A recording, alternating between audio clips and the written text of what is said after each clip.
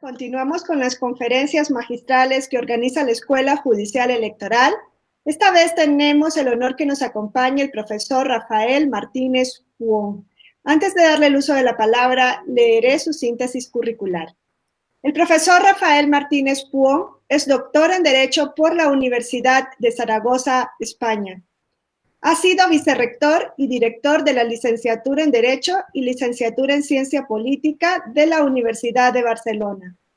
Ha sido miembro del Advisory Board del RC24 Armed Forces and Society de la IPSA y actualmente es miembro del Advisory Board de la sección Defense, Public Security and Democracy de LASA y co-chair de la misma.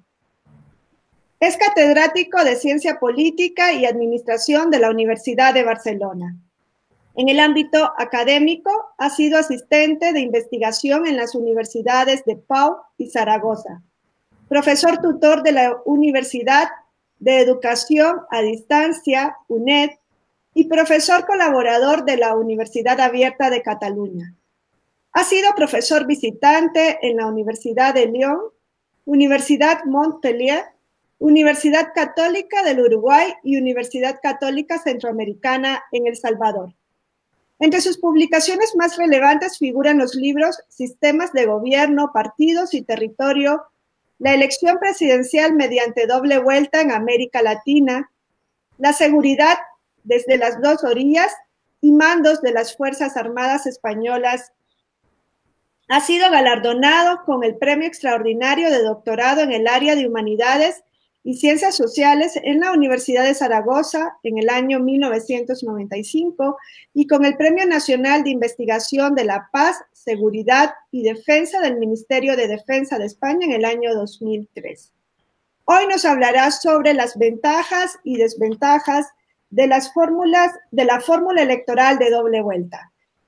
Les comento que todas las preguntas y comentarios que quieran hacerle llegar al profesor Martínez Puón nos las pueden transmitir a través de las redes sociales de la Escuela Judicial Electoral, a través de su página en Facebook o en Twitter a la dirección @tepjf_eji. Dicho esto, le dejo el uso de la palabra al profesor Rafael Martínez Puón. Bienvenido, doctor. Muy buenos días, muy buenas tardes aquí en España, doctora Jarquín. Muchísimas gracias por sus amables palabras. Permítame que le haga una pequeñísima corrección. Soy Rafael Martínez. Mi colega Martínez Puón es un ilustre colega mexicano y yo empiezo a sospechar que ante el personaje desconocido que yo represento en México, el Tribunal Electoral prefirió anunciar la presencia de Martínez Puón, que es un reputado especialista mexicano y conocido por todo el mundo, para captar la atención, tener muchísimos oyentes y luego sacar la verdad. Y es que no es Martínez Puón, sino que va a ser Martínez, el español, el que va a hablar. Bueno, dicha esta broma. Mil disculpas, profesor, pero pues así me transmitieron el nombre, pues ha de haber habido un error desde el inicio. Le pedimos mil disculpas a nombre. No pasa absolutamente nada. Martínez, el apellido es muy común y encima de ser común lo tengo repetido. ¿Qué le vamos a hacer? El motivo de que yo les hable hoy es porque en toda América Latina y en México en un momento determinado también se planteó esta posibilidad y no es uno de los debates principales ahora mismo, pero subyace, es qué hacemos para intentar que convivan pacíficamente el multipartidismo y el presidencialismo. Es decir, una de las grandes dificultades que tienen los sistemas presidenciales es que conviven muy mal con un sistema de partidos multipartidistas. A los sistemas presidenciales les gustan los sistemas de partidos bipartidistas. ¿Por qué? Pues porque el bipartidismo es uno de los elementos característicos de las democracias de mayoría y, en cambio, el multipartidismo es uno de los elementos prototípicos de las democracias de consenso. Por esa razón, los sistemas presidenciales, que es gobierno también de mayorías, no gustan de sistemas de partidos multipartidistas. ¿Qué ocurre? Pues que durante mucho tiempo hemos pensado que los sistemas electorales eran las famosas leyes mecánicas que estableció Duverger.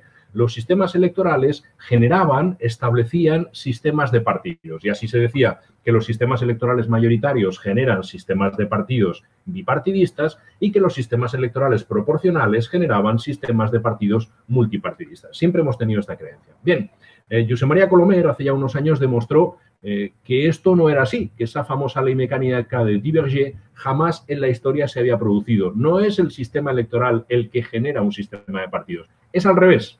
Es la existencia de un determinado sistema de partidos el que busca un sistema electoral. Es decir, lo que sí que es cierto es que hay sistemas electorales que conviven mejor con determinados sistemas de partidos, porque los ayudan, porque los tienden a generarlos. Pero lo que no se produce es que un sistema electoral transforme un sistema de partidos. Es al revés. El caso prototípico es Uruguay. Uruguay durante muchísimos años ha vivido con el Partido Blanco y el Partido Colorado. Y su sistema electoral de lemas y sublemas le permitía vivir con esos dos fuerzas políticas, blancos y colorados. Cuando irrumpe el Frente Amplio se encuentra con que en ese sistema, en ese mecanismo de lemas y sublemas, no encaja, no tiene suficiente capacidad. ¿Qué es lo que ocurre? Su presión provoca una reforma del sistema electoral y acuden a la fórmula electoral de doble vuelta. Hoy en Uruguay tenemos 4 fuerzas políticas. Está el Partido Blanco, el Colorado, está el Partido Independiente y está toda la amalgama que representa el Frente Amplio. Es decir, los sistemas de partidos, cuando son multipartidistas, tienden a generar o a buscar sistemas electorales que les resulten cómodos. ¿Qué ocurre con la doble vuelta? Pues con la doble vuelta lo que ocurre es que es una opción que parece que favorece esa convivencia entre la democracia de mayoría que representa el presidencialismo y la democracia de consenso, que supone el multipartidismo. Es decir, parece que la doble vuelta fuera un mecanismo que ayuda a la gobernabilidad, favorece la gobernabilidad. Ante esta inquietud, yo realicé un primer estudio a finales del siglo pasado, publicado en el año 98, en donde analicé los mecanismos de doble vuelta, en principio un mecanismo que se entendía que era el mecanismo francés del sistema electoral, y lo analicé en todos aquellos países que lo tenían vigente, intentando ver qué es lo que se producía. Bien, lo primero que uno ve cuando analiza la doble vuelta, por doble vuelta habitualmente se tiende a entender eso que en el ámbito anglosajón llaman majority runoff y que en muchísimos países de América Latina erróneamente le llaman balotaje. Balotaje, doble vuelta. A ver, el mecanismo francés es un mecanismo que tiene una primera jornada electoral, es un mecanismo de doble procedimiento. Una primera jornada electoral en la que habrá unos requisitos para la mayoría, para la victoria, que normalmente será una mayoría. Esta mayoría puede ser una mayoría absoluta o esta mayoría puede ser, lisa y llanamente, un umbral mínimo, un cupo, una cantidad, un porcentaje de votos a obtener. Si alguno alcanza ese porcentaje, ese cupo, esa mayoría absoluta, llegado el caso, se acaba la elección. Si nadie lo alcanza, que suele ser lo normal cuando estamos con un sistema de partidos multipartidista, pasamos a una segunda jornada de votación. Entre la primera jornada de votación y la segunda jornada de votación se nos abre un periodo interelectoral, un periodo entre vueltas, en el que los partidos, los candidatos deberán pactar, negociar, consensuar y hacer explícito a la ciudadanía esos pactos a los que han llegado, propugnando que los votantes que han votado una fuerza política voten al candidato que ha quedado de cara a la segunda vuelta. Es decir, nos encontraremos con que en la segunda vuelta hemos reducido el número de candidatos. ¿Quiénes pasan? Depende. Lo normal, 2. En muchos sistemas ha habido hasta 3. Y hay otra posibilidad, que es de donde viene el error del balotaje, que es todos aquellos que superen un porcentaje. Es decir, se establece, pues por ejemplo, yo qué sé, el 12%, el 12,5%, el 14%, el 20%, el porcentaje que queramos. Todos aquellos candidatos que superen ese umbral en la primera vuelta pueden presentarse en la segunda. Eso, en francés, se dice être en balotage, estar en balotaje, estar en el escrutinio. Es decir, balotage significaría, por lo tanto, balotaje significaría haber superado el porcentaje de votos en primera vuelta que te permite acceder a la segunda vuelta. Nada que ver con lo que se quiere nombrar. Pero bueno, más allá de este error, llegamos a una segunda jornada de votación en la que habrá 2, 3 o más candidatos. El caso más extremo que conozco es el de Chechenia, en donde Chechenia no pone ningún tipo de barrera para poder presentarse a la segunda vuelta. Es decir, todos aquellos que se han presentado a la primera jornada de votación pueden presentarse a la segunda jornada de votación. Así las cosas, estableceremos un nuevo requisito de mayoría. Lo normal, lo más habitual, una mayoría simple, una mayoría relativa. El que más votos tenga es el que ha ganado. Eso sería lo habitual. Pero en cambio nos encontramos con sistemas que no piden una mayoría simple, sino que piden un porcentaje de voto con respecto al voto válido o con respecto al voto expresado, en donde nos integraría también el nulo, o con respecto al censo, lo cual nos lo complicaría muchísimo más si establecemos un porcentaje respecto al censo. Si pensamos en las elecciones papales, en las elecciones a Papa, el Estado Vaticano no deja de ser un Estado que hace elecciones a su presidente, el Papa es el presidente del Estado Vaticano, en el Estado Vaticano la segunda vuelta sigue requiriendo mayoría absoluta. Hasta que no hay mayoría absoluta, no hay fumata blanca. Por lo tanto, en el Estado Vaticano repiten la segunda vuelta incesantemente, segunda, tercera, cuarta, quinta, las veces que haga falta hasta obtener esa famosa fumata. Bien, con todo esto, yo lo que hice fue analizar qué efectos generaba este sistema. Y este sistema lo que vimos es que, en primer lugar, fortalece al electo. ¿Por qué lo fortalece? Fortalece la legitimidad. Aquí hay que fijarse claramente en que digo fortalece la legitimidad. No digo que otorga más legitimidad, porque no sería cierto. La legitimidad es una. Uno alcanza la legitimidad si triunfan las elecciones. Eso es la legitimidad. Y me da igual haber ganado con un 22%, con un 15% o con un 68%. Todos esos resultados, si cumplen la normativa establecida, son legítimos. Pero evidentemente es más fuerte, tiene una mayor fortaleza quien gana con un 47% que quien gana con un 22%. Y tiene todavía mucha más quien gana con un 55% frente a un 47%. Por lo tanto, fortalece, no da más legitimidad, la legitimidad solo es una, la tienes o no la tienes, pero sí que es una legitimidad que podemos decir que es más fuerte. Segundo efecto que se producía, claro, en los sistemas de mayoría relativa, la legitimidad puede ser frágil. Tenemos elecciones en las que el candidato ganador ha ganado con el 19,6%, que es un porcentaje mínimo, menos de una quinta parte de la población ha apoyado a ese candidato que finalmente va a ser presidente. Doble vuelta, segundo efecto, evita una victoria de alguien con un escaso respaldo electoral. Normalmente todos los que ganan o en la primera vuelta o en la segunda vuelta habiendo alcanzado la mayoría absoluta. ¿Es imprescindible? No. ¿Hay casos en donde en la segunda vuelta no se llega a alcanzar la mayoría absoluta? Sí, pero son poquísimos y además es que no la requieren. En segunda vuelta normalmente siempre se reclama mayoría simple. Evitamos, por lo tanto, con la doble vuelta lo que podríamos llamar es el efecto Allende. El efecto Allende es la victoria de un presidente que no se ubica en una posición centrada, sino que se ubica en una posición escorada, en uno de los dos extremos, y tiene a toda la oposición contra sí. Un presidente que no tenga mayoría en el Parlamento puede perfectamente convivir con lo que se llaman oposiciones bilaterales, oposiciones políticas que le vienen desde los dos lados y que difícilmente van a hacer la pinza. Si vienen por un lado o vienen por el otro lado, bueno, él puede ir haciendo componendas, acordando con unos, acordando con otros y con ello puede subsistir. Solo cuando los dos le pinzan en medio es cuando él no se puede mover. Esa situación es prácticamente imposible. Las oposiciones son bilaterales. Cuando el presidente está en una esquina y toda la oposición le viene del mismo lado, por muy mal que se lleve la oposición, puede toda ella juntarse y a un presidente elegido con mayoría relativa pueden perfectamente hacerle la vida imposible o incluso propugnar un revocatorio si existiese esa posibilidad. La tercera característica de la doble vuelta es que facilita un sistema de partidos bipolar, es decir, hay dos grandes polos normalmente ideológicos, la derecha y la izquierda, pero es una bipolaridad multipartidista. Es decir, vamos a tener derecha y vamos a tener izquierda, pero normalmente en la derecha y la izquierda en cada uno de estos ámbitos vamos a tener 2 o 3 fuerzas políticas. Es decir, los sistemas de doble vuelta son sistemas de partidos que se mueven entre 4 y 6 fuerzas políticas.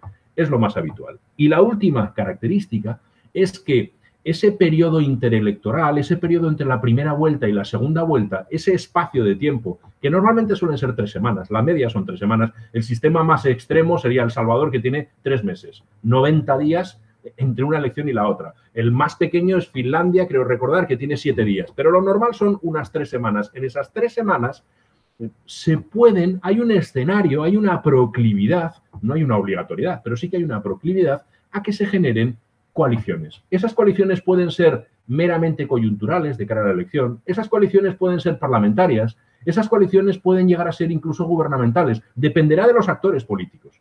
Pero en todo caso hay un sistema electoral que les obliga, entre una elección y la otra, a entenderse entre ellos, porque solo con tus votantes no sales elegido. En la segunda vuelta necesitas votantes de otros, por lo tanto tienes que acudir al líder de esos otros, plantearle un acuerdo y que el líder de esos otros le diga a sus votantes, oye, me parece bien, votad a este señor porque estoy de acuerdo con sus propuestas y que sus electores le crean. Con lo cual, luz y taquígrafos. El ciudadano tiene absolutamente toda la información de los pactos son a plena luz del día y, por lo tanto, el elegido tiene que jugar las cartas sabiendo que aquello es un sistema de luz y taquígrafos. ¿Qué ocurre con la doble vuelta? Pues que llamamos doble vuelta a muchísimas cosas muy diferentes. El sistema más habitual es el sistema francés, ya lo he dicho, elegimos primera jornada de votación mayoría absoluta, si nadie le alcanza los dos más votados, pasan a la segunda jornada de votación en donde exigimos mayoría simple. Es el mecanismo que ahora mismo hay vigente en Brasil, que está vigente en Chile, en Colombia, en Ecuador, en El Salvador, en Guatemala, en Haití, en Perú, en la República Dominicana y en Uruguay. Todos estos utilizan esta fórmula.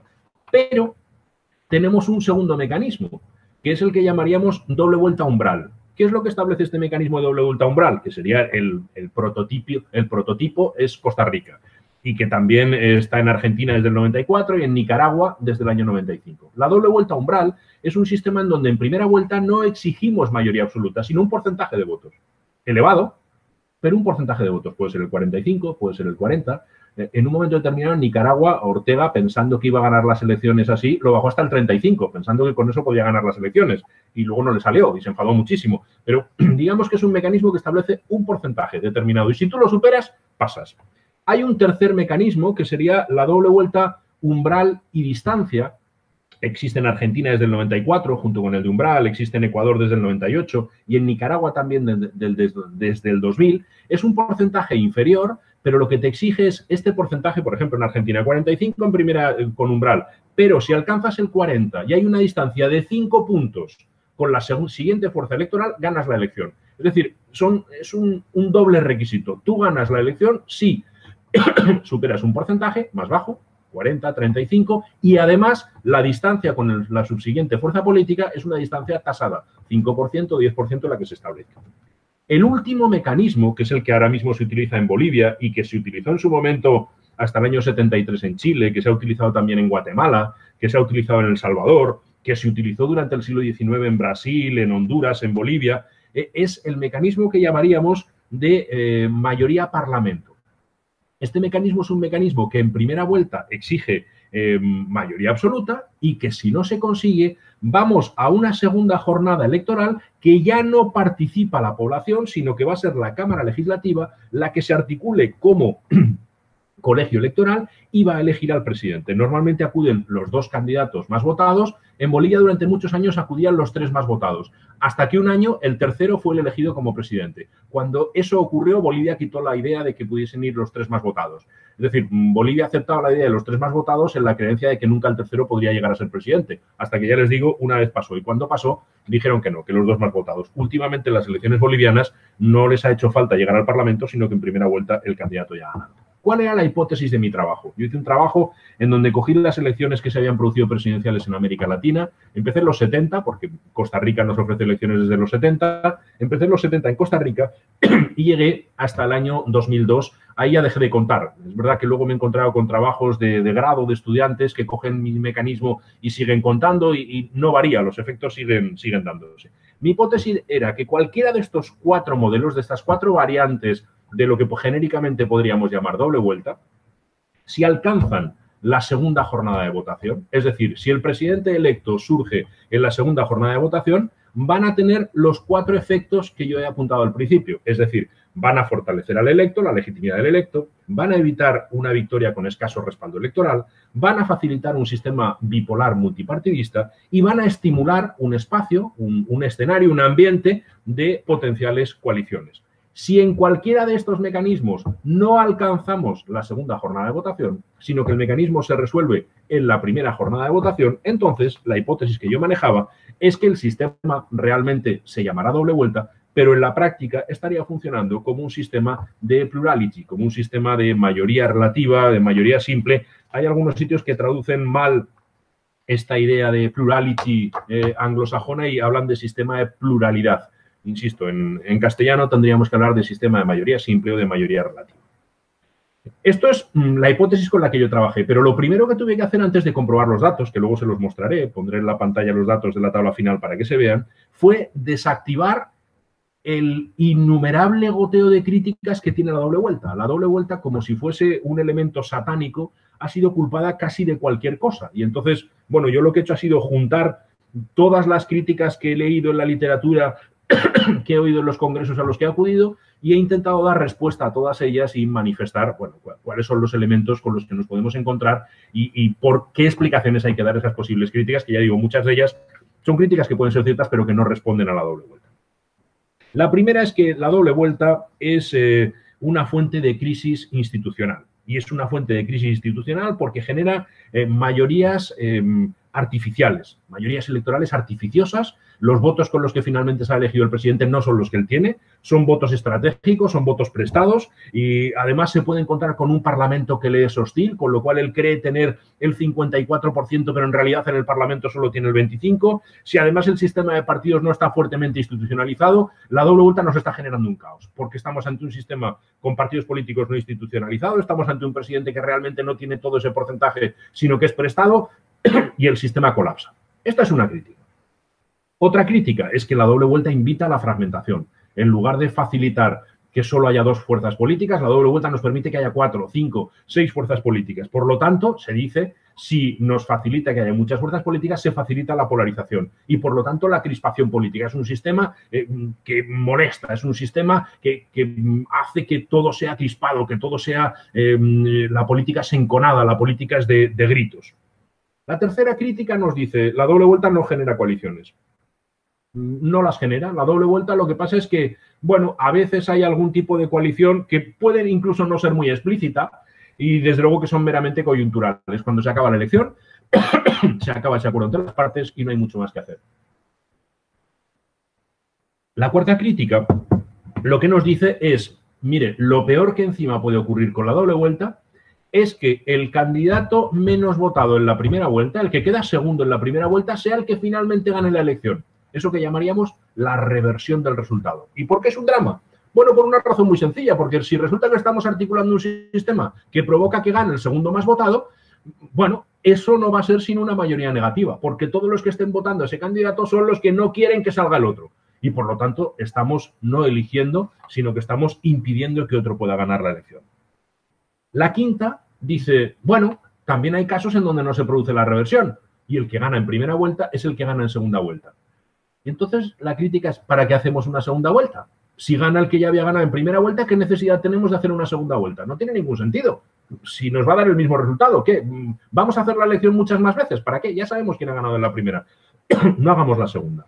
La sexta crítica nos dice, a ver, 2 vueltas significa 2 campañas electorales y 2 campañas electorales implica una enorme posibilidad de corrupción por parte de los partidos para encontrar financiación para las campañas. Es decir, la doble vuelta es un mecanismo que fomenta la financiación partidista de carácter irregular. La séptima y última, mucho más técnica, nos dice la doble vuelta no supera la paradoja de Condorcet. No sé si ustedes conocen o recuerdan el sistema electoral que establecía Condorcet. Cuando a Condorcet le preguntan ¿cuál es para usted el mejor sistema electoral? Él lo que planteó era la elección por pares.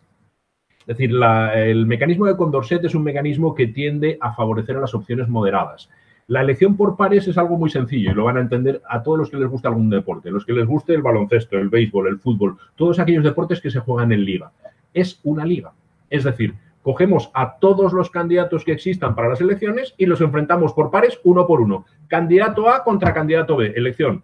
Recogemos el resultado. ¿Quién ha ganado? El que ha ganado 1 punto, el otro 0 puntos. Candidato A contra candidato C, candidato A contra candidato D, luego candidato B contra candidato C. Y así sucesivamente hacemos tantas elecciones como enfrentamientos por pares tengamos. Y una vez que hemos hecho la liga, una vez que hemos enfrentado a todos contra todos, el que más victorias tenga es el que gana. Bien, el mecanismo de esa sería la elección ideal. No la podemos hacer. Nadie tiene esa capacidad de poder hacer. Seguramente el único que la podría hacer es el Vaticano, pero no es su modelo.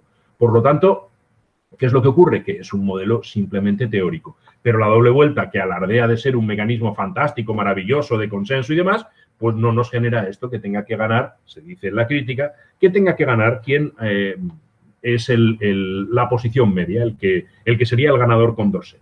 Bien, respuestas a la primera crítica. La doble vuelta genera una mayoría artificial. Vale. ¿Qué sistema electoral no genera una mayoría electoral? Lo responderé rápido. Ninguno. Todos los sistemas electorales, todos sobrerepresentan e infrarrepresentan. Todos. Lo único que podemos hacer es elegir a quién sobrerepresentamos o a quién infrarrepresentamos. Con todas las variables que tiene el sistema electoral podremos determinar si aplicamos un sistema que beneficia, como en Israel, a las fuerzas políticas menos votadas, si hacemos como en Bélgica un sistema que beneficia a los sistemas políticos intermedios, que son los nacionalistas, o si hacemos como en España, en Dinamarca, en Italia, aplicamos un sistema electoral que beneficia a las fuerzas políticas más votadas. Siendo todos ellos proporcionales, todos ellos sobrerepresentan e infrarrepresentan. Y los sistemas mayoritarios, todos sobrerepresentan por definición, porque son un juego de suma cero. En una elección presidencial uno gana y todos los demás pierden. Por lo tanto, el que gane con el 5, con el 25 o con el 60, se lleva el 100% del botín. Se lo lleva todo. Es como en el póker. Uno gana y todos los demás pierden. Por lo tanto, esa crítica de que genera mayorías electorales artificiales, todos los sistemas electorales generan mayorías artificiales. Ahora bien, cuando se dice, esa mayoría electoral le sobredimensiona porque tiene una gran cantidad de voto estratégico. Bueno, si hay dos vueltas, normalmente el ciudadano, el comportamiento electoral del ciudadano es que en la primera vuelta hay un voto de carácter mucho más fiel. El ciudadano está votando aquello que realmente le gusta. ¿Por qué? Porque en la primera normalmente no se elige. En la primera se selecciona entre los dos candidatos, se selecciona entre todos los candidatos a ver cuáles son los dos candidatos que pasan al rush final. Es en la segunda vuelta cuando se elige. Por lo tanto, en la segunda vuelta, en donde tengo primero ya he emitido mi voto de primera vuelta. Sabemos qué porcentaje de apoyo electoral tienen cada uno de los candidatos. Conocemos cuáles son los pactos que se han producido entre vueltas. Se han especificado y vienen a la segunda vuelta con toda esa información. Yo emitiré mi voto. ¿Y mi voto será estratégico? Sí. Puede que vote a quien más me guste. Puede que vote a quien menos me disguste. Puede que vote para evitar que otro salga. Votaré por lo que me dé la gana. Son mis intereses y tengo pleno derecho a hacerlo. Ahora bien, cuando se dice, es que el sistema de partidos no está suficientemente institucionalizado y entonces un presidente que tenga esa debilidad... A ver, si un sistema de partidos no está convenientemente institucionalizado, no es suficientemente estable, si el sistema político en sí es débil, da igual el sistema electoral que tengamos. El sistema político va a ser débil. Es decir, no es un problema del sistema electoral que el sistema político sea débil. No es un problema del sistema electoral que las élites políticas no sean élites políticas de suficiente nivel o de suficiente talla. Es un problema que afecta a todos. Entonces, cuando se dice, es que ese presidente no va a entender que él ha venido con un voto prestado y que entonces ese voto prestado no es suyo, sino que es un voto de otras agrupaciones con las que debería intentar pactar, negociar. A ver, si estamos diciendo que eso pasa siempre, que todo eso el presidente no lo entiende, sería lo mismo que decir que con el sistema electoral de doble vuelta siempre elegimos cretinos. Siempre elegimos personas que no son conscientes de cuáles son las razones por las que él ha resultado elegido. Yo no creo que eso sea una cuestión del sistema electoral. Yo no creo que el sistema electoral esté eligiendo siempre cretinos. Lo que sí que es cierto es que los sistemas electorales y sobre todo, los sistemas políticos presidenciales que no tienen la posibilidad, como los sistemas parlamentarios, que son presidenciales, no tienen la posibilidad de la repetición del presidente durante años, sino que tienen como mucho una repetición de mandato, están obligados a una renovación de élites que muchas veces es difícil, que muchas veces desestructura por dentro los partidos y que provoca una cierta inestabilidad institucional. Pero eso no es una cuestión del sistema electoral, es una cuestión del propio sistema político en su conjunto. Es decir, cualquier sistema electoral está inflando los resultados, está otorgando mayorías artificiales y cualquier sistema electoral que tenga una débil estructuración de su sistema de partidos o que tenga un electo presidente que no es consciente de la realidad que le envuelve, va a tener problemas dando igual el sistema electoral que utilicemos. Invita a la fragmentación y ello provoca polarización. Bien, hace ya muchísimos años que Giovanni Sartori y Giacomo Sani demostraron que fragmentación y polarización no van de la mano. Hay sistemas altamente fragmentados, Holanda, que en cambio están débilmente polarizados. Y en cambio hay sistemas débilmente fragmentados, El Salvador, que están altamente polarizados. No hay un vínculo, una correlación exacta, matemática, permanente, constante entre fragmentación y polarización. La fragmentación va por un sitio y la polarización puede perfectamente ir por otro. Otra cosa diferente es que hablásemos de la producción legislativa. Evidentemente, cuanta menos fragmentación tenemos, mayor eficacia tienen los parlamentos, es decir, mayor capacidad legislativa. Es más fácil un parlamento, cuanta menos fragmentación tiene y cuantos menos componentes tiene, eso está más que demostrado, más leyes es capaz de emitir. Un parlamento, cuantos más parlamentarios tiene y cuantos más partidos hay en su seno, mayor dificultad tiene para generar normas. Pero también hay como contrapartida. Las leyes creadas en parlamentos altamente fragmentados son normalmente fruto del consenso, porque hay que pactar entre muchos, y difícilmente se reforman. Son leyes muy longevas. Las leyes hechas en parlamentos débilmente fragmentados no suelen aguantar más de una legislatura. Al cabo de una legislatura, 2, llega un nuevo gobierno que una de las primeras cosas que hace es acabar con la legislación de su precedente. No genera coaliciones. Este sistema no genera coaliciones. Bueno, es verdad que no genera coaliciones, pero ahora pensemos por un momento que tenemos multipartidismo y presidencialismo. Tenemos estos dos elementos y ahí la literatura está repleta de autores que nos han dicho no conviven bien. El multipartidismo y el presidencialismo tienen problemas de convivencia entre ellos. ¿Qué podemos hacer? Tenemos 3 soluciones. Una, dejamos de ser presidenciales. Otra, dejamos de ser multipartidistas. Me da que ninguna de las dos soluciones es real. Cuando un sistema político como México es presidencial, decirle ahora a México, no, tienes que dejar de ser presidencial y pasar a ser parlamentario. No encaja, no es la cultura política mexicana, no se podría hacer. Si México ahora mismo es un sistema multipartidista, al menos 3 grandes fuerzas políticas, no se le puede decir, no, tienes que volver a tener 1 o 2, no puedes tener 3 fuerzas políticas, tendrá las que haya, las que la gente vote. Por lo tanto, no parece sensato. ¿Cuál sería la tercera solución entonces? Intentar encontrar un cauce, un elemento, una herramienta que haga posible esa convivencia entre presidencialismo y multipartidismo, que facilite, que incremente el diálogo institucional e intrapartidista. Y esa herramienta parece que es la doble vuelta. La doble vuelta, como obliga entre la primera jornada de votación y la segunda jornada de votación a intentar ponerse de acuerdo, genera un escenario de democracia de consenso. Genera un escenario en el que pueden surgir coaliciones. Digamos que facilita, es proclive a. Ahora bien, estimula. ¿Fuerza a los partidos a crear coaliciones? No. ¿Obliga a los partidos a crear coaliciones? No. Es que no hay ninguna obligación. ¿Existe algún sistema electoral que obligue a los partidos a gobernar mediante coaliciones? Si estos no quieren pactarlas. En mi país, en España, tenemos ya varias elecciones. Hemos celebrado 4 elecciones en 3 años. Y tenemos ahora mismo, teníamos 4, ahora ya tenemos 5 grandes fuerzas políticas. Es obligatorio, porque si no es inviable, que al menos 2 o 3 fuerzas políticas se pongan de acuerdo para gobernar. Pues eso, cuando hemos tenido 4 no lo han entendido. Y ahora que tenemos 5, tampoco lo entienden. Piensan que la coalición rompe el país, los que están dentro piensan que no se puede pactar y que si pactas con otro, negocias con otro, estás rompiendo el mundo. No, que es que somos 5. Que ninguno tenemos la mayoría, que tenemos la obligación de ponernos de acuerdo. Si hay un mecanismo institucional, el que sea, que aquello lo facilita, que nos pone a todos los actores encima de la mesa para que intentemos negociar, bienvenido sea el mecanismo y bienvenidos al sistema. Ahora bien, ese mecanismo no es el que genera los acuerdos los generan los actores. Cuarta crítica, la reversión del resultado. Bien, aquí en la reversión del resultado, que es, claro, hacer que gane el segundo es una mayoría negativa. No, hay un escenario en el que nunca se ha pensado, y es cuando un polo ideológico se presenta fragmentado en la primera jornada de votación. Es decir, por ejemplo, pues yo qué sé, la izquierda se presenta con 3 fuerzas políticas. El porcentaje agregado de los votos que han tenido esas 3 fuerzas políticas de la izquierda es superior al porcentaje de los partidos de derecha. Pero en cambio los partidos de derecha se han presentado con un único candidato y ese único candidato alcanza el 35%.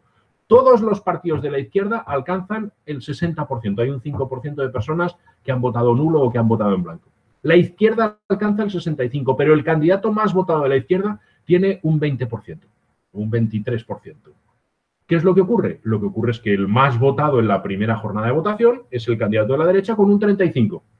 El segundo más votado es el candidato de la izquierda con un 23%.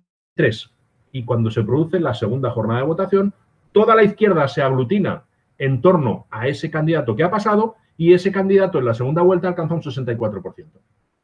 No ha habido una reversión del resultado. Lo que ha habido es que para un polo ideológico, la primera vuelta han jugado como primarias.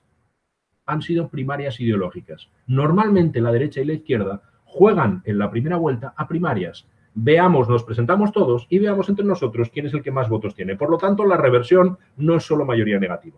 Pero supongamos que es mayoría negativa. Si estamos en mayoría negativa, antes les hablaba de Condorcet. Cuando Condorcet establece su sistema electoral ideal, dice la elección por pares. Bien, ¿qué es lo que ocurre? Pues que él establece el ganador Condorcet, que es el que más partidos gane en esos enfrentamientos por pares. El que más veces gane es el ganador Condorcet. Pero él advierte de otra figura que es muy peligrosa, que es lo que él llama el perdedor Condorcet. ¿Y quién es el perdedor Condorcet? Es aquel candidato que si todos se presentasen a la vez, en un sistema de plurality, de mayoría simple, ganaría la elección, pero que si en cambio es una elección por pares, perdería todos y cada uno de los enfrentamientos. Es decir, es ese sujeto que cuando todos nos presentamos a la vez tiene un 35, un 36, un 34% y consigue ganar la elección, pero cuando se enfrenta a cada uno de los demás candidatos uno por uno, pierde siempre. ¿Por qué? Porque todas las demás fuerzas políticas solo hay una cosa que tienen clara, y es que no quieren que él gane las elecciones nunca.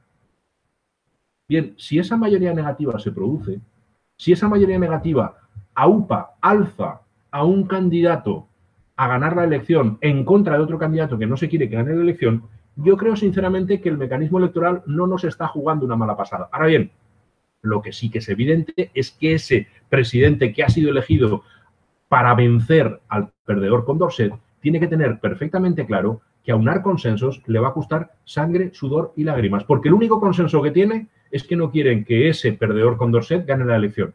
Todos los demás consensos los va a tener que trabajar.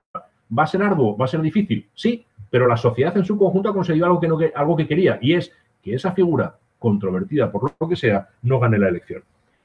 Si no se produce la reversión del resultado, entonces ¿para qué hacemos la elección si va a ganar el mismo? Bien, pues la hacemos porque sale fortalecido, porque crece su legitimidad, porque fortalecemos en definitiva las instituciones. Por lo tanto, tampoco es algo tan negativo. Si hay dos campañas, se incrementa el tema de la financiación irregular. Bueno, ¿qué quieren que les diga? La financiación irregular es un problema de los partidos políticos, no es un problema del sistema electoral. Si los partidos políticos se financian ilegalmente para una campaña, me da la sensación de que les va a dar absolutamente igual el modelo electoral que haya. Y si se van a financiar para las presidenciales, para las regionales, para las municipales, para las cantonales, para lo que haya. Por lo tanto, no es un tema de fórmula electoral. Y la séptima y última, es que no, con este mecanismo no gana lo que sería el vencedor Condorcet. Bueno, ya les he dicho que evitamos que pierda, que gane, perdón, el perdedor Condorcet, pero es que hay otra cosa.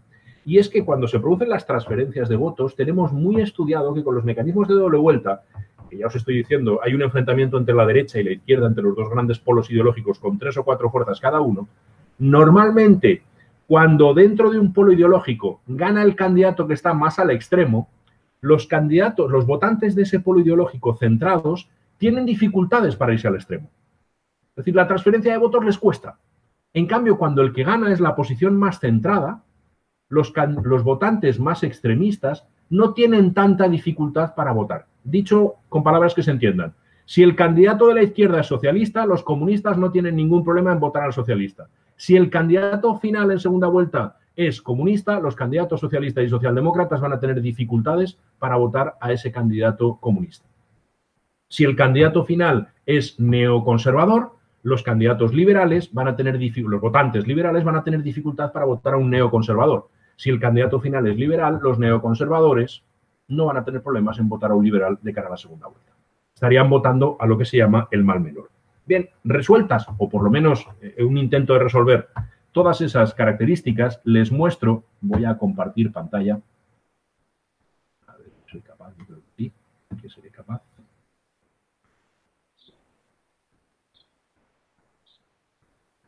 Se está viendo un cuadro de Word, el cuadro 19.3. Ahora, profesor, estaba sincronizándose, pero no, a ver. Sí, ahora ya, sí se está viendo. Perfecto, bien. Ese cuadro que tienen ahí es el cuadro resumen que recoge, y con ello ya estoy terminando, que recoge los resultados de todas las elecciones que estuvimos midiendo en ese momento. Bien, donde pone DVMR es doble vuelta majority runoff, es decir, el tradicional, el sistema tradicional, doble vuelta umbral más distancia y doble vuelta majority parliament. Aquí tendríamos el resultado total. ¿Cómo hemos medido cada uno de los efectos? Recuerden que teníamos 4 efectos. El efecto de estamos fortaleciendo la legitimidad. Bien, pues en ese fortalecimiento de la legitimidad hemos utilizado 2 elementos. Por un lado, la ventaja que ya en primera vuelta tiene el candidato presidencial respecto de su partido. Y por otro lado, el beneficio que alcanza entre vueltas, entre la primera vuelta y la segunda vuelta. La idea de el segundo elemento, que era evitamos la victoria de presidentes con poco respaldo, lo estaremos viendo con el porcentaje de victoria. La idea de facilitamos un sistema bipolar multipartidista lo miramos con el NEP, que es el número efectivo de partidos parlamentarios. Y evidentemente el que se haya abierto un espacio de coaliciones vendrá siempre resuelto por la idea de que lleguemos a la segunda vuelta. Quiero recordarles que en la hipótesis que yo generaba decía que estos 4 efectos en cualquiera de los casos se producirá siempre que lleguemos a la segunda vuelta y si está en primera vuelta, no, si está en primera vuelta el funcionamiento va a ser un funcionamiento como el de plurality. Primera cuestión que conviene tener clara, no teníamos ningún caso, entre paréntesis aquí aparecen los casos que hemos manejado, ningún caso en donde umbral más distancia se haya resuelto en primera vuelta. Y en Majority Parliament no teníamos ningún caso, en aquel momento todavía cuando hicimos el estudio no se habían producido las victorias en Bolivia en primera vuelta electoral, todos eran victorias en la segunda jornada de votación, por eso aparecía de esta manera. En doble vuelta Majority Runoff trabajamos 14 casos resueltos en primera vuelta y 23 en segunda, y en doble vuelta umbral 10 casos resueltos en primera vuelta y un único caso resuelto en segunda vuelta. Es decir, la doble vuelta umbral normalmente se resuelve en primera vuelta, no llega a la segunda vuelta. Bien, ¿qué es lo que se ve clarísimamente? Lo que se ve clarísimamente es que si miramos el NEP, el número efectivo de partidos parlamentarios, aquí nos aparece el total, nos está dando siempre números elevados, salvo en doble vuelta umbral resuelto en primera vuelta, donde nos sale un 2.61 que nos invita más a pensar en un sistema bipartidista o en un sistema de 2 grandes fuerzas políticas y una tercera fuerza política menor, una tercera fuerza que tendría carácter de bisagra, y en cambio en todos los demás nos está hablando 4, 394, 418, 450, 478, nos está hablando de multipartidismo limitado, nos está hablando de 4 o 5 fuerzas políticas que son las que conjugan. Si miramos el porcentaje electoral, veremos que tenemos el resultado. La victoria más amplia que tenemos es recogidas con el 68,49. La victoria con menor porcentaje es una victoria con el 44,92. Pero en todo caso las medias que nos salen son medias que están por encima del 50. Por lo tanto, esa idea de se está fortaleciendo, no vamos a tener presidentes elegidos con un bajo respaldo electoral, se produce. Incluso fíjense que se produce en el caso de doble vuelta umbral de los resultados en primera vuelta. Hay 50,9. Es decir, en doble vuelta umbral cuando se resuelve en primera vuelta y en majority runoff cuando se resuelve en primera vuelta, también fortalece al candidato electo. El beneficio entre vueltas es un beneficio clarísimo, 22 puntos, 19 puntos, 25 puntos, 24 puntos. Estamos hablando de un crecimiento de más de 20 puntos como media en todos los casos analizados. Es decir, realmente entre una vuelta y la otra hay un fortalecimiento tremendo. Pero es que este fortalecimiento ya es clarísimo en la primera vuelta. En la primera vuelta, el candidato normalmente se hacen las elecciones al Parlamento y las elecciones presidenciales se celebran el mismo día. Y ya se observa ahí cómo el candidato a presidente obtiene beneficios, obtiene ya un voto estratégico en primera vuelta y sale destacado de su partido. Tiene una distancia de entre 6 y 7 puntos siempre, salvo los casos de doble vuelta umbral y distancia, en donde realmente la distancia en la primera vuelta es una distancia mínima. ¿Qué es lo que nos ha llevado o a qué nos ha llevado todo esto? ¿Qué es lo que hemos concluido? Bien, lo que hemos visto es que, en principio, la explicación que nosotros habíamos hecho, la hipótesis que nosotros habíamos previsto, que era los 4 efectos se van a dar siempre en segunda vuelta en cualquiera de los métodos y los 4 efectos no se van a dar en primera vuelta en ningún caso, sino que van a funcionar como plurality, tenemos que decir que nuestra hipótesis se ha cumplido, pero tenemos que hacer salvedades. La primera salvedad es que en la variante doble vuelta umbral, aun resolviéndose en primera vuelta, se evita la victoria de presidentes con escaso respaldo electoral, algo que, por contra, no garantiza siempre la plurality. y que en la variable de majority runoff, en la tradicional, en lo que sería la doble vuelta francesa, se elija al presidente en la vuelta que se le elija, se generan siempre los 4 efectos que habíamos establecido como genéricos de la doble vuelta. Es decir, siempre que cualquiera de estas tipologías de doble vuelta llegue a la segunda vuelta, se producen los 4 efectos que hemos apuntado. Si estamos en majority runoff, también se produce en las elecciones resueltas en primera vuelta. Si estamos en doble vuelta umbral, no. En doble vuelta umbral el funcionamiento es más parecido a plurality, con la salvedad de que el presidente está siempre fortalecido porque se aproxima, incluso la media nos da superior, a la mayoría absoluta. Yo, dicho esto, creo que es el momento de atender a las preguntas que me formulen y disculpas por haberme extendido más de la cuenta. No, estuvo dentro de los límites. Muchísimas gracias, doctor Martínez. Desde luego, la segunda vuelta electoral constituye, pues, como hemos visto, la regla general en los sistemas presidenciales latinoamericanos, donde encontramos que solo 5 países no la contemplan, entre ellos México. En México se han presentado al menos 21 iniciativas para legalizar la segunda ronda en comicios electorales con resultados cerrados.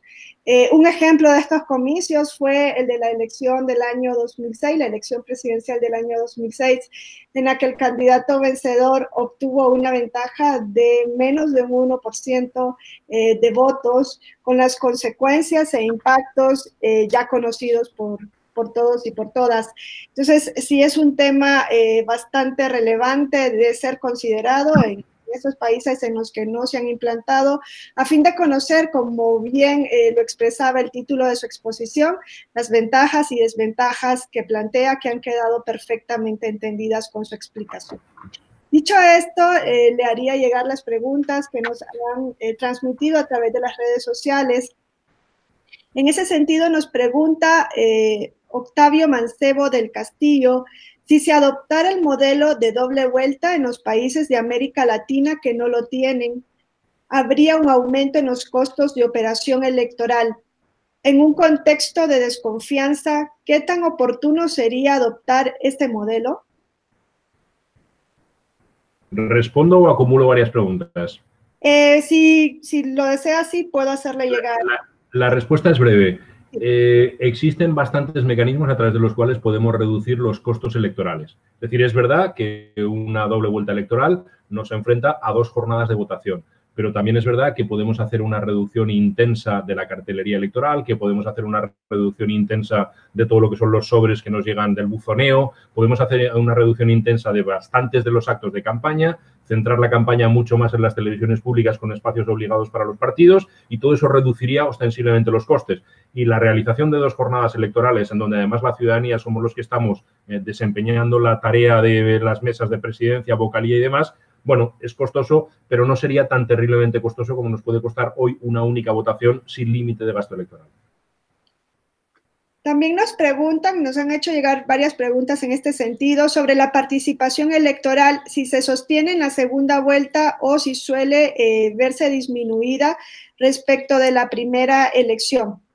Incrementa. Entre primera y segunda vuelta incrementa el voto. Es decir, hay un porcentaje en torno al 7% del electorado. En la primera vuelta no vota, no quiere seleccionar, le da igual quién sea, solo quiere votar en aquella jornada electoral en la que realmente se está eligiendo. Es decir, no es la primera la que más arrastra, sino que es la segunda. ¿Qué es lo que ocurre? Que normalmente lo que hacemos es hacer coincidir la primera jornada de votación con la elección parlamentaria.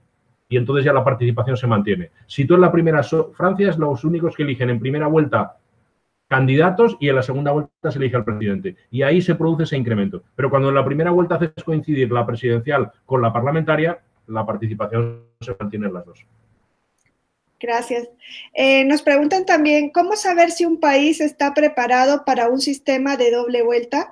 ¿Cree usted que en países que poseen multiplicidad de partidos políticos sea viable la doble vuelta?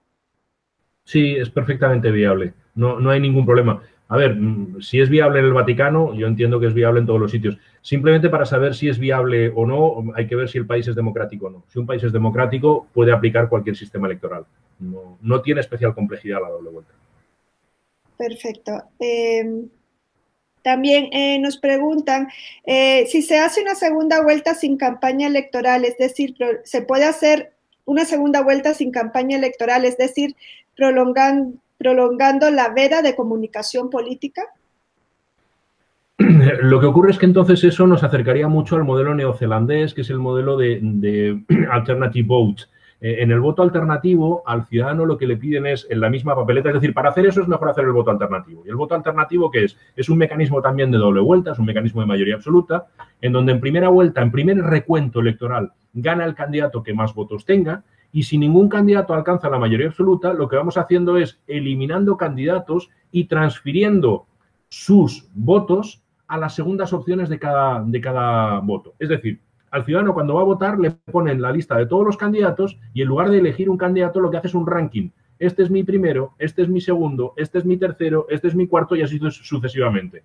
Cuando hacemos el recuento vemos, ¿alguno ha ganado con mayoría absoluta? Perfecto, gana la elección. ¿No hay nadie que gane con mayoría absoluta? El que ha quedado el último, cogemos sus votos, todos, uno por uno, y los recontamos mirando la segunda opción. Y se lo entregamos a la segunda opción. Volvemos a hacer el recuento. ¿Alguno lo pasa? Perfecto, ha ganado. ¿Ninguno? Vamos, el último fuera, cogemos sus votos y los repartimos. Ese es el mecanismo, ya digo, del voto alternativo. Para hacer una doble vuelta sin segunda campaña electoral, que es la gracia de que los pactos se tienen que ratificar socialmente, popularmente, es preferible hacer un voto alternativo. Perfecto. Nos pregunta también Miguel Gutiérrez, además de felicitarlo por su participación, ¿qué opinión le merecería la adopción de la doble vuelta en el contexto mexicano? Comparativamente hablando, en caso de su adopción en México, ¿qué ventaja tendría optar por la doble vuelta de umbral y distancia o bien por la doble vuelta de mayoría absoluta? Primero, gracias, Miguel, por la felicitación. Creo que México está perfectamente enfrentada, pero es un tema de actores políticos. Es decir, lo que he dicho al principio de mi intervención es quien decide modificar el sistema electoral son los actores políticos, son los partidos políticos. Por lo tanto, si ellos entienden que es necesario, seguramente lo pedirán. Si se sienten los tres capaces de ganar, nunca lo pedirán. Si entienden que con otro pueden en alianza ganar las elecciones y a veces gane uno y a veces gane otro y se puedan ayudar recíprocamente, sí que entenderán que la doble vuelta les es beneficiosa. Entre doble vuelta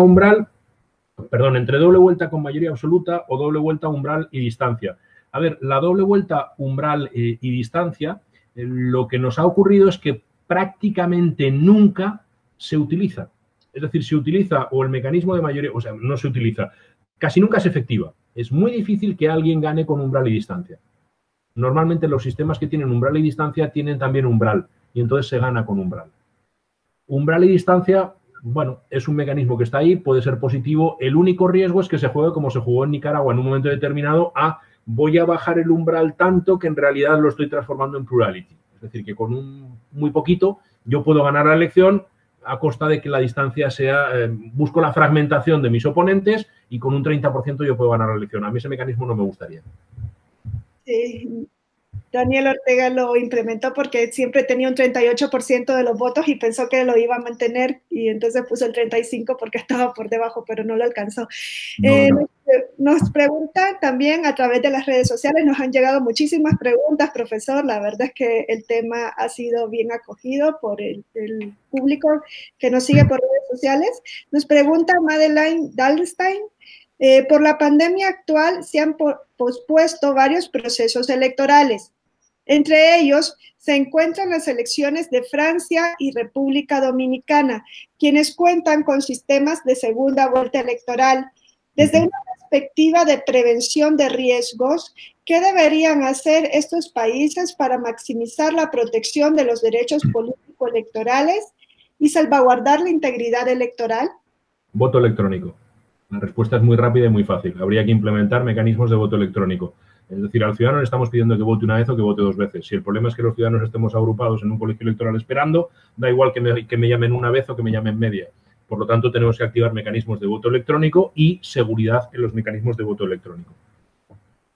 Sí, sobre ese tema también se ha hablado muchísimo en México, la posibilidad de implementarlo. Y pues de las variables logísticas y presupuestarias que se deben tomar a fin de su implementación, que hoy es exigido por el contexto actual que estamos atravesando, ¿no? Nos preguntan también, ¿en México se pueden impugnar los resultados de la votación de la elección presidencial? Entonces, habría que esperar que se resuelvan esas impugnaciones para organizar una segunda vuelta, lo que sería muy complejo. ¿Qué opinión le merecería a usted? Bueno, sospecho que esto les toca a ustedes. Es el Tribunal Electoral el que tiene que resolver las impugnaciones con prontitud. Si hay una segunda jornada electoral en 21 días, pues el Tribunal Electoral seguramente va a disponer de 2, 3, 4 días para resolver. Luego, a quien hay que apretar es al Tribunal Electoral. El conferenciante aquí no tiene mucho que decir. Así es. Nos preguntan también si en la primera vuelta el resultado dio un triunfo por un mínimo de votos, ¿la segunda vuelta no haría más ríspido el ambiente político-social si el resultado sigue siendo muy igualitario? Nos olvidamos de una cosa, y es que entre la primera y la segunda vuelta hay un montón de actores, hay un montón de candidatos de partidos políticos que desaparecen. Solo se quedan 2. Me pongo en el caso mexicano. En el caso mexicano, supongamos, tienen ustedes 3 grandes fuerzas políticas. Bien, 3 grandes candidatos se presentan a la elección. Hay uno que queda primero, otro segundo y otro tercero. ¿Quién va a dirimir la elección? Pues seguramente los votantes del tercer candidato. Con lo cual, tanto el primero como el segundo tienen que ofrecerse a los votantes de ese tercer candidato y tienen que ser suficientemente sugerentes, tienen que persuadir, tienen que invitarles. No, ya no es yo he ganado, como yo he ganado, usted tiene que venirse a mí. No, no, usted no ha ganado todavía. Usted quiere ganar la elección y yo soy un votante que ha perdido porque no tengo candidato en segunda elección y quiero ver quién de los 2 candidatos me ofrece elementos, me ofrece programas, me ofrece propuestas que me resulten más atrayentes. Para mí es la gran ventaja del sistema electoral. El que el presidente tiene que ser consciente de que él no gana con sus votantes. El presidente gana con votantes prestados, con votantes cedidos. Por lo tanto, tiene que articular espacios de consenso. Algo que es muy difícil en los presidencialismos, porque los presidentes no están acostumbrados a consensuar, no están acostumbrados a que nadie les tosa. Pero en este caso les tose el electorado que les dice, usted para ganar me necesita. Exacto. Nos preguntan también qué opina de la reforma que propone Javier Corral de elecciones abiertas, obligatorias y simultáneas. Elecciones abiertas, obligatorias y simultáneas. ¿A qué se refiere con eso? Pues dejo ahora mismo abierta para que la persona que nos hizo la pregunta nos lo pueda ampliar. Elecciones simultáneas entiendo que es la celebración a la vez de la elección presidencial, de la elección al Parlamento, de la elección al municipio y demás. Obligatoria es que el voto todo el mundo tenga, nadie pueda negarse a votar y el hecho de no ir a votar puede implicar una sanción económica. Y elecciones abiertas es la parte que no entiendo porque las elecciones, todas ellas tienen, salvo que se me diga que la elección abierta es que no hay candidatos, sino que todos los ciudadanos pueden ser candidatos sin que exista ningún candidato establecido previamente, lo cual me parecería un contrasentido con 100 millones de habitantes. Ya me lo parecería con 47 en mi país y me parecería ridículo con 6.000 habitantes en un municipio pequeño. Es decir, no, si es eso lo que significa abierto, pero desconozco qué es lo que quiere decir. Y desconozco, disculpas por mi ignorancia, la propuesta de Javier Corral. Gracias, doctor. También nos preguntan si se debería incorporar una segunda vuelta en los países en los que se tienen este modelo a nivel de las cámaras para facilitar una mayor gobernabilidad como se hace en Francia. Sería deseable. Sería deseable porque, bueno, en buena medida lo que está ocurriendo ya es que el mecanismo que se utiliza en todos estos países es un mecanismo que nos arroja un parlamento fragmentado. En Francia la doble vuelta también arroja un resultado fragmentado, es decir, el parlamento va a estar fragmentado. La dificultad, por lo tanto, no es del sistema electoral. Piénsese que, por ejemplo, el mecanismo de doble vuelta electoral en Francia y el mecanismo de ley d'hondt en España, que es un mecanismo proporcional, nos arrojan el mismo nivel de fragmentación en el Parlamento, en la Asamblea Nacional Francesa y en el Congreso de los Diputados en España. Es decir, son sistemas electorales, uno proporcional y otro mayoritario, que nos están dando resultados en cuanto a la proporcionalidad muy próximos. El hecho de aplicar la proporcionalidad, la doble vuelta en la elección a una Cámara en un sistema presidencial ni facilita ni empeora. Lo que hace difícil el sistema presidencial es el multipartidismo y el presidencialismo. Por eso los sistemas de tendencia presidencial que mejor funcionan cuando tienen multipartidismo son aquellos que adoptan un modelo semipresidencial, que establecen la figura del gobierno como elemento de negociación entre el Parlamento y la presidencia. El presidente nombra al gobierno y el Parlamento controla al gobierno. y esa existencia de un gobierno que se articula entre presidencia y legislativo, que es el modelo semipresidencial, con un parlamento fragmentado, con un parlamento multipartidista, funciona bastante bien. Lo que es difícil de funcionar es un parlamento fragmentado con un presidente al uso. Porque el presidente es presidente y sabe que nadie lo va a tocar y quiere imponer su criterio, pero no dispone de mayorías en el Parlamento, con lo cual no hay una sola ley que la pueda sacar adelante. Y hay presidentes, Bachelet, que entienden el juego y que negocian mayorías dentro del Parlamento, y hay presidentes que no quieren entenderlo y no quieren hablar con nadie porque es su voluntad presidencial, y entonces se colapsa. El sistema colapsa porque el Parlamento no produce leyes y porque hay un enfrentamiento y un enconamiento cada vez mayor entre presidencia y Parlamento. Pero eso no es del sistema electoral, eso es de los actores. Nos preguntan también, ¿qué opina de las elecciones primarias como solución a la falta de democracia interna de los partidos? Elecciones primarias obligatorias para todas las a ver, elecciones primarias obligatorias sería el sistema de triple vuelta, que es el actual sistema uruguayo. En Uruguay existen elecciones primarias obligatorias establecidas, se realizan todas el mismo día y son dirigidas por la Junta Electoral Central. Es decir, esto es más trabajo para ustedes, Tribunal Electoral.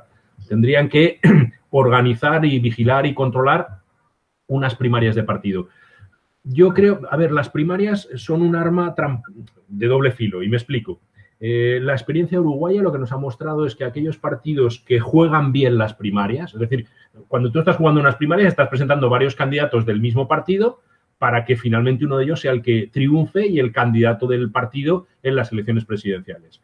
Si el enfrentamiento suma, es decir, si el enfrentamiento entre varios candidatos fortalece al partido, el candidato que finalmente sale elegido sale fortalecido, sale reforzado, alcanza mayor preponderancia. Pero, en cambio, los partidos que juegan a cuchillo en esas elecciones primarias, normalmente el candidato que sale elegido no se lleva todo el voto de los votantes de su partido, porque ha fraccionado el partido, porque lo ha segmentado. Entonces, las primarias tienen ese arma de doble filo. Si son bien jugadas, unen al partido tras una disputa en torno a un candidato. Si son mal jugadas, seccionan, dividen un partido por la lucha fratricida entre dos candidatos. Perfecto. Bueno, profesor, como ven, nos llegaron muchísimas preguntas, también muchísimos mensajes de felicitación. Pero esto usted ya sabe que ha sido porque anunciaron a Martínez Pugón, y entonces por eso ha habido tanto público. Le reitero mis disculpas por el error al inicio en la presentación, la verdad. Mil perdón por ese error, pero pues ha sido una conferencia muy seguida, muy bien acogida, con muchísimos mensajes de parte de la audiencia que siempre nos sigue a través de las redes sociales. Un tema de gran actualidad que nos ha quedado muy bien, muy claro, muy clarificado a partir de su exposición. Por ello, a nombre de los magistrados y magistradas del Tribunal Electoral del Poder Judicial de la Federación y de la directora de la Escuela Judicial Electoral, doctora Gabriela Rubalcaba, le queremos agradecer por haber contado con su participación en este espacio de capacitación electoral que la Escuela Judicial Electoral está llevando a cabo en este tiempo extraordinario de pandemia. Muchísimas gracias, doctor Martínez, por habernos acompañado, por habernos brindado este espacio y esperamos poder seguir contando con su participación en futuros eventos académicos. Esperamos que tenga bien, pues, seguirnos cediendo estos espacios. Para mí ha sido un enorme placer poder colaborar con ustedes y tengo la convicción de que los órganos jurisdiccionales o de preponderancia legislativa y los politólogos tenemos la obligación de oírnos y de entendernos porque nos fortalecemos. En la vertiente jurídica y la vertiente politológica, trabajando de la mano, somos capaces de hacer grandes cosas y cuando peleamos no conseguimos casi nada. Así es, y por eso hemos abierto también estos espacios académicos para que se pueda interactuar y dialogar sobre estos temas tan trascendentales. Nos siguen llegando mensajes de felicitación por su gran ponencia y bueno, y por su buen sentido del humor, nos dicen también. Muchísimas gracias, profesor. Un inmenso placer. Muchas gracias. Y a quienes nos han seguido a través de las redes sociales, muy buena tarde y muy buen fin de semana. Muchas gracias.